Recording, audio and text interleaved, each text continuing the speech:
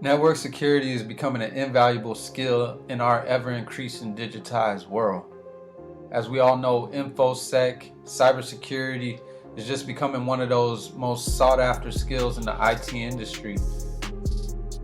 Mastering that craft of hacking is going to be definitely one of the most important skills in this 21st century with this technology advancement with AI, among the other emerging technologies like cryptocurrency and blockchain that are just being rapidly developed. The everyday user is going to have to be vigilant because their security, their hard-earned money, and their identities are all at risk. Those banking apps and everything is vulnerable to being hacked, and you got to protect yourself. That's why next-gen firewalls and IPS system is one of the fundamental topics for CCNA.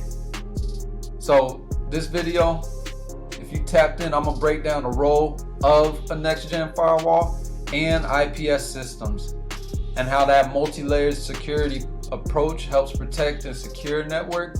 And then I'm gonna give you like the top 3 functions of what makes a next-gen firewall a next-gen firewall to hopefully help be a resource for you when you're trying to study for the CCNA exam. Welcome to my channel. I'm the host and creator, Network Ninja. Y'all now tapped in with the best.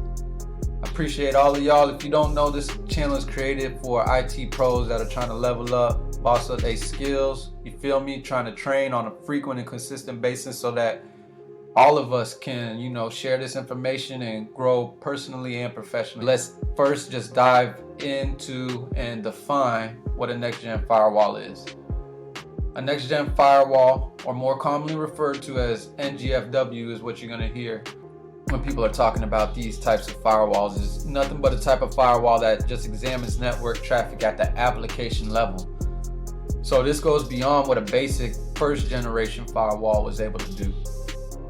And all this talk about generations and everything, so for completeness purposes, let's just take a quick look at the generation of enterprise firewalls real quickly.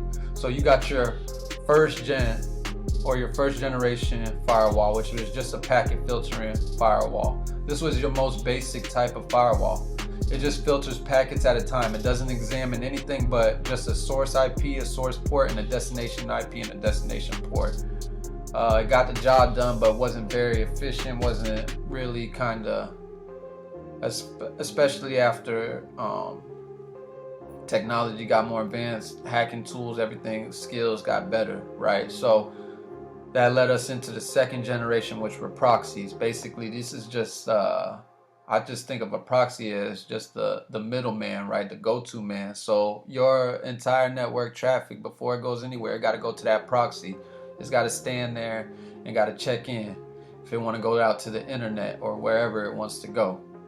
So this is the most secure type of firewall because the traffic in and out of that network is examined thoroughly, right? And another layer of security is for that is a term like, or a phrase, security through obscurity, or basically less is more. So essentially your network's going to be more secure the less an attacker knows about it, because recon is definitely most of what somebody that's attacking your network is going to have to do to attack it. They need the information. They can't just blindly go attack it. Moving forward, users must go through this proxy, and then that proxy is going to make that decision to allow that traffic or block it. Very simple. That leads us, now we're looking at third generation firewalls. These are your stateful firewalls. So it monitors, these types of firewalls monitor the state of the connections. This means, is that state initiated, established, or terminated? How is it making that, how is it able to determine that? It's looking at the flags, right, of the packets.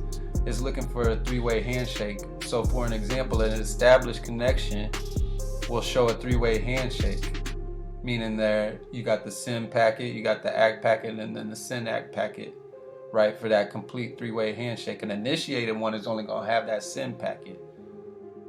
So these stateful firewalls they were more faster and efficient because they didn't need a rule base to go by on that inbound traffic. They just Was the connection established, yes or no?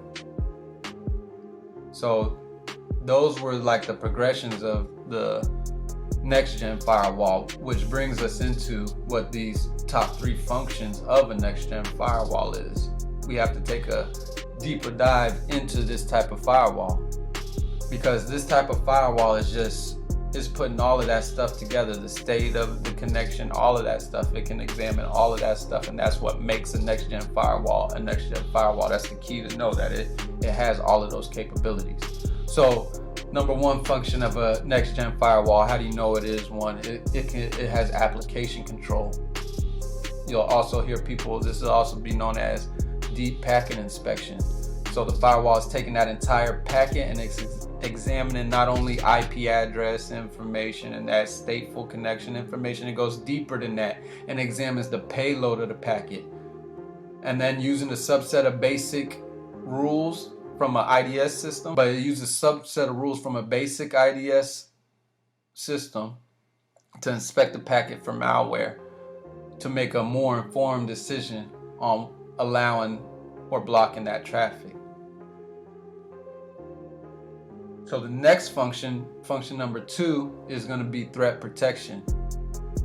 These type of firewalls, these NGFWs, can detect and block known threats such as malware and viruses, as well as unknown threats, using techniques like sandboxing and behavioral analysis.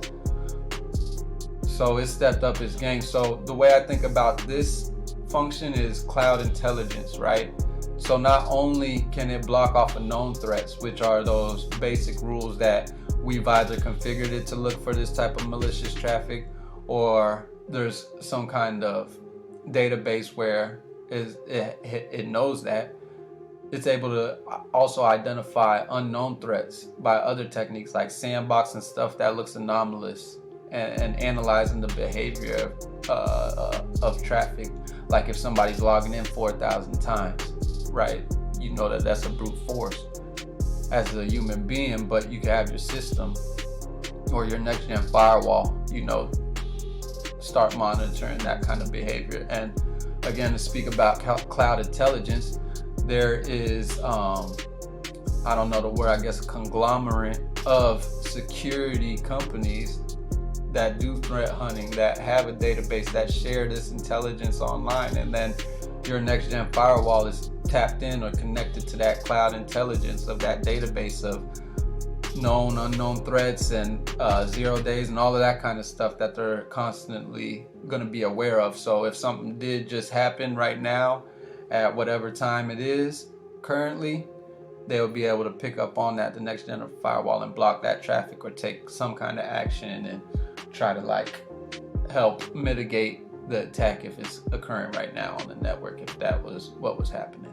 So that's what that second function does. Hopefully all that made sense. And for your third, you got identify and access control. Next gen firewalls can identify the users and devices on the network and perform health checks on these devices. So these health checks are just making sure the clients are going to be compliant with baseline requirements, whatever your requirements are for your enterprise. It could be PCI compliance, HIPAA compliance.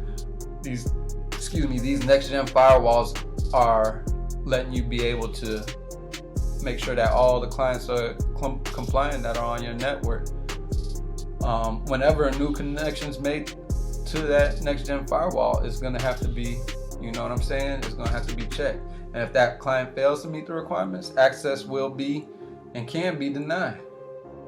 So those are the top 3 functions that you can identify, that you can start studying, researching, and figuring out more of what the CCNA exam is going to throw at you for next gen firewalls. So what is an IPS system? So in addition to a next gen firewall, you have another important aspect in this whole network security, and that's an intrusion prevention system. So you have an intrusion prevention system, and the role of this system is to block any malicious traffic before it gets to the network. So it's exactly what the name is saying. If you're trying to intrude or there's an intrusion, it's going to prevent it. That's exactly what it's going to do. How is it going to prevent it? It's just going to block it.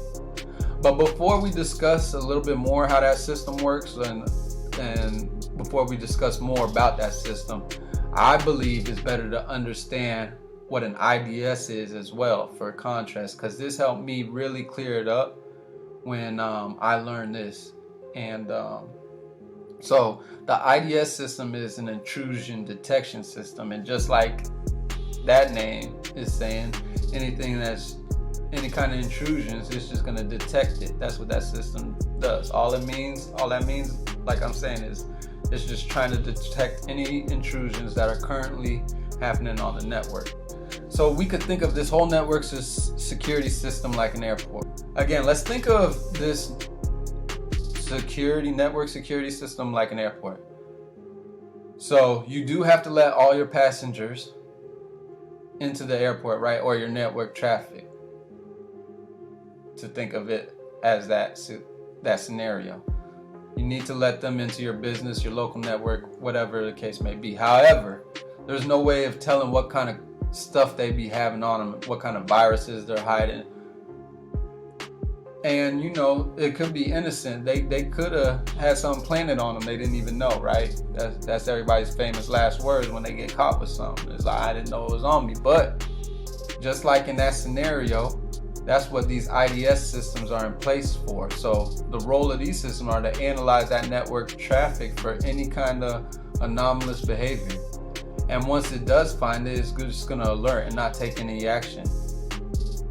So it's just on your network, and it's trying to look for anybody that looks malicious, that has any kind of, it's just going to profile you. It's not even going to ask no questions. It's just like, you malicious, I'm going to alert the proper authorities, which would be the security admin for the network, right? So that's what that system does. Now back to the IPS system.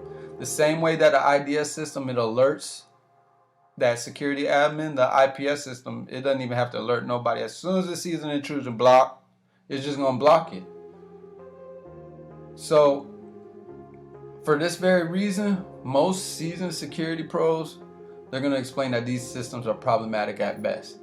So for an example, if an attacker has knowledge that there's an IPS system on the network, that provides an attack vector for the attacker, so that they can launch an attack from multiple different source IP addresses, attacking that single IPS system. This essentially is a denial of service attack, right? Because that IPS system is too busy. All the resources are tied up blocking those fake intrusions or real intrusions, rendering the network useless for the legitimate traffic that needs to get through. So the experts in my research will explain that the main drawbacks of having an IPS system is that it sits in line with the network that causes this potential issue that I explained in that scenario.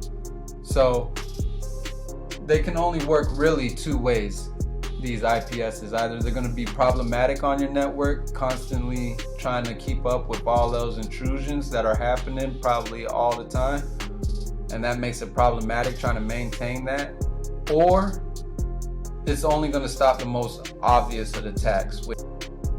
So just to wrap it up, next-gen firewalls and IPS systems are just powerful tools for protecting your network. They work together to provide a multi-layered approach to security, right? It's two things that are working there. You got your next-gen firewalls, or these NGFWs, is inspecting and controlling access to applications, and then you got the IPS systems that are just detecting and just boom, blocking any kind of malicious activity.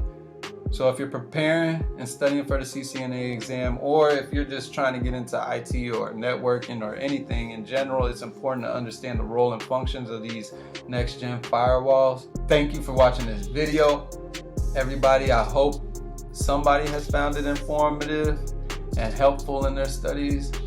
And I hope you guys like it, share it, subscribe, leave me comments, put me on game that I ain't know about it. And I appreciate each and every one of y'all. Click on that next video in this playlist to keep it going. And I'll see y'all ninjas there.